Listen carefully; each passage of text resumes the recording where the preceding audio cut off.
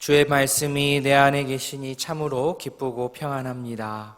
이 기쁨을 세상에 전하며 살아가기를 원하오니 더 큰 기쁨으로 우리를 채워 주시옵소서. 깨어 늘 기도할 때에 참 기쁨이 우리 안에 가득할 수 있음을 우리가 잘 알고 있습니다. 기도하며 깨어있는 주의 자녀 되게 하여 주시옵소서. 하루를 시작하며 주 앞에 나왔습니다. 말씀을 통하여 나를 돌아보게 하시고 주께서 원하시는 주의 자녀의 모습으로 날마다 빚어 주시옵소서. 우리에게 허락하신 모든 예배의 시간이 복되게 하여 주시옵소서. 감사드리며 예수님의 이름으로 기도합니다. 아멘. 민수기 15장입니다. 민수기 15장 22절부터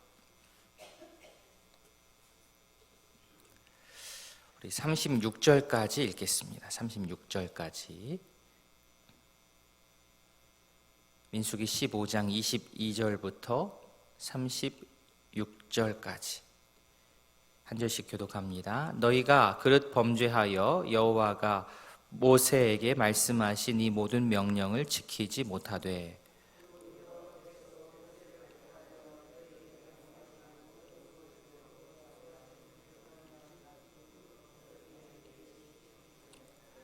회중이 부지중에 범죄하였거든 온 회중은 숫송아지 한 마리를 여호와께 향기로운 화제로 드리고 규례대로 소제와 전제를 드리고 숫염소 한 마리를 속죄제로 드릴 것이라.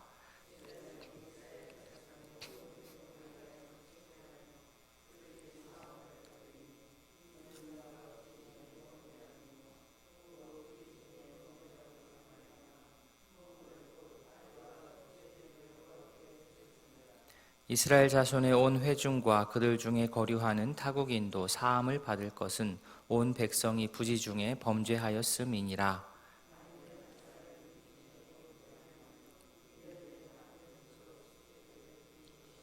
제사장은 그 부지중에 범죄한 사람이 부지중에 여호와 앞에 범한 죄를 위하여 속죄하여 그 죄를 속할지니 그리하면 사함을 얻으리라.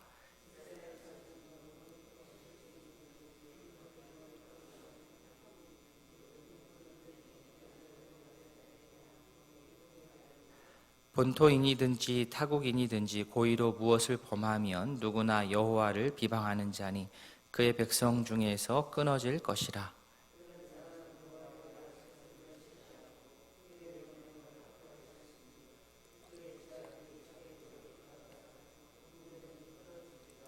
이스라엘 자손이 광야에 거류할 때에 안식일에 어떤 사람이 나무하는 것을 발견한지라.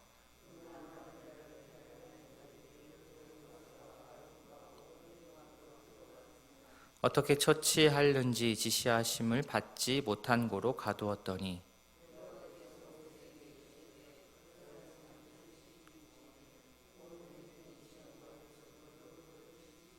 같이 봅니다. 온 회중이 곧 그를 진영 밖으로 끌어내고 돌로 그를 쳐 죽여서 여호와께서 모세에게 명령하신 대로 하니라.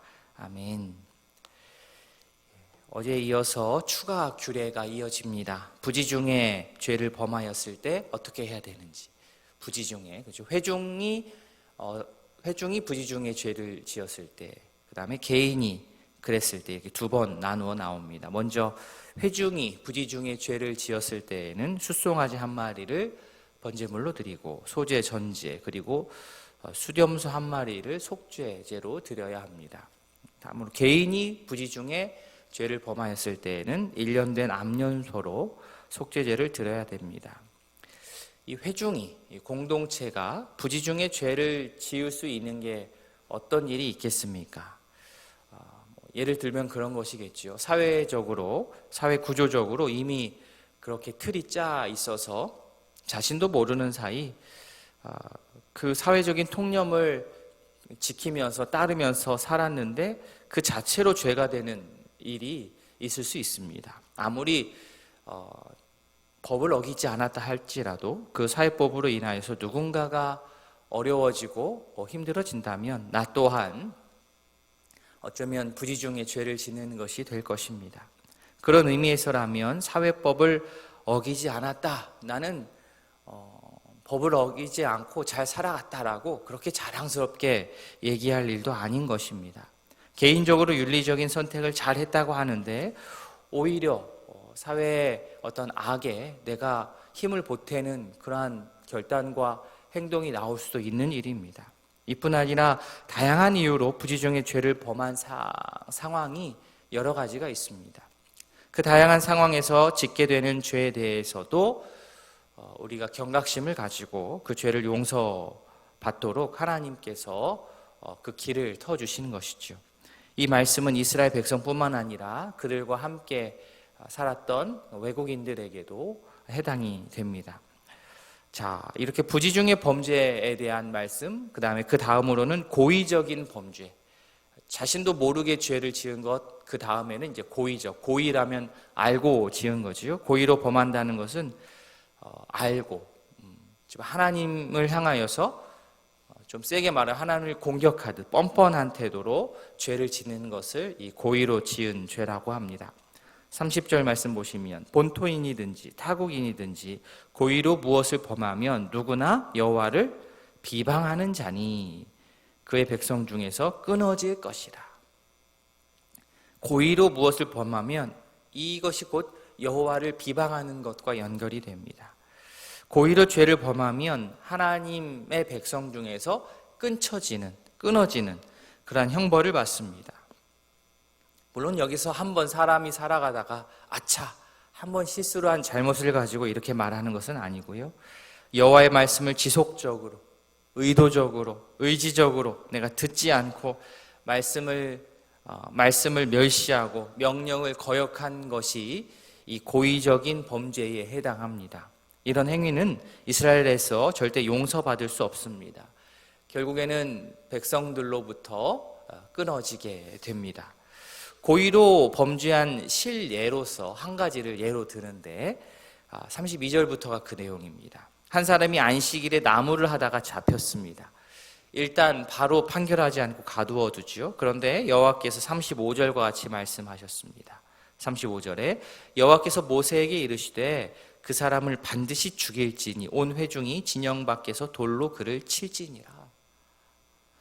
지금 상황에서 2023년을 살아가는 지금 상황에서 읽으면 너무 가혹한 건 아닐까라는 생각도 들지만 율법을 범한 일에 대해서 오늘 예를 들 때에 안식일 규정으로 소개하는 특별한 이유는 이 안식일 규정이 이스라엘 백성들의 어쩌면 그 정체성을 드러내는 아주 중요한 규례가 되기 때문에 특별히 안식일 규정을 이렇게 예로 들었습니다. 안식일은 하나님을 위한 규례임과 동시에 우리를 위한, 우리가 사는 세상을 위한 그러한 규례입니다. 당시에 안식일이 딱 되어서 노동을 멈춘다, 쉰다라고 하는 것은 내가 먹고 사는 것이 내 노동에 전적으로 달려있지 않다라는 것을 자신의 온 몸으로 고백하는 행위가 됩니다. 내가 내 마음대로 쓰고 싶은 시간이 있고 내가 내 힘을 내 마음대로 쓰고 싶은 게 있는데 그 시간을 하나님 앞에 내 힘을 하나님 앞에 내어놓는 거죠. 내가 그렇게 하고 또 내 주변에 쉬어야 하는 이웃들, 쉬어야 하는 땅, 당시에는 가축들까지 쉬어야 하는 가축들도 같이 쉬는 겁니다. 그렇게 해서 한번 멈춰서서 자기 자신을 돌아보고 서로를 또한 챙기고 돌보고 이 모든 것의 주인은 하나님이고 하나님께서 전적으로 우리의 모든 사는 것을 책임져 주신다는 그러한 신앙 고백으로서 지키는 것이 바로 이 안식일인 겁니다.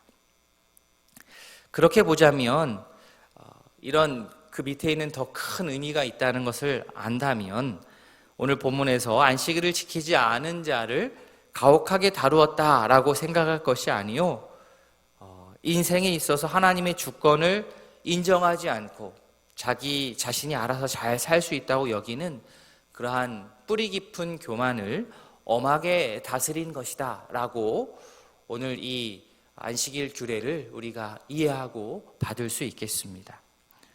우리도 마찬가지입니다. 열심히 일하는 것 너무나도 중요합니다. 사람이 성실해야 됩니다. 그러나 그러나 그렇다 하더라도 나의 성실함의 결과로 내가 성공을 했다, 이렇게 여기면 안 되는 거예요.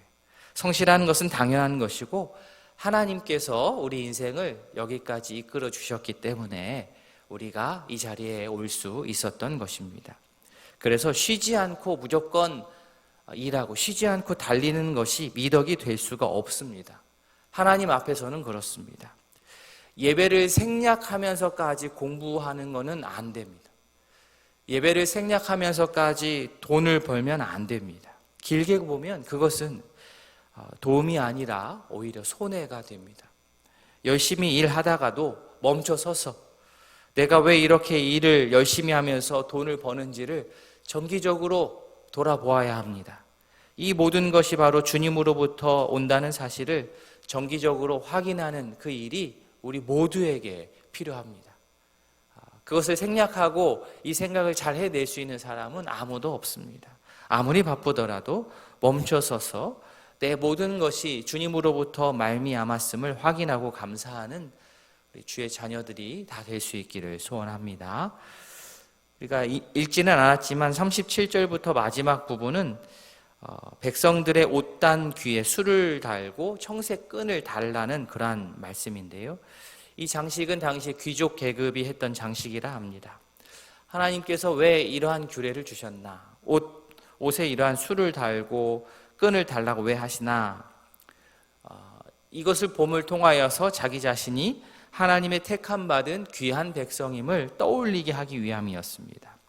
물론 앞에서 말씀한 것처럼 고의로 죄를 지으면서 마음의 자세는 여전히 삐뚤어져 있으면서 계속 하나님께 반역하면서 아무 의미를 두지 않고 술을 만들어서 끈을 붙이고 다니면 의미가 그렇게 없겠지만 열심히 주의 뜻을 받들어 살아보려고 하는 자들에게는 이러한 옷의 장치들, 하나님의 은혜를 기억할 수 있는 이러한 장치들이 도움이 됩니다. 그것을 볼 때마다 되새기는 것이죠.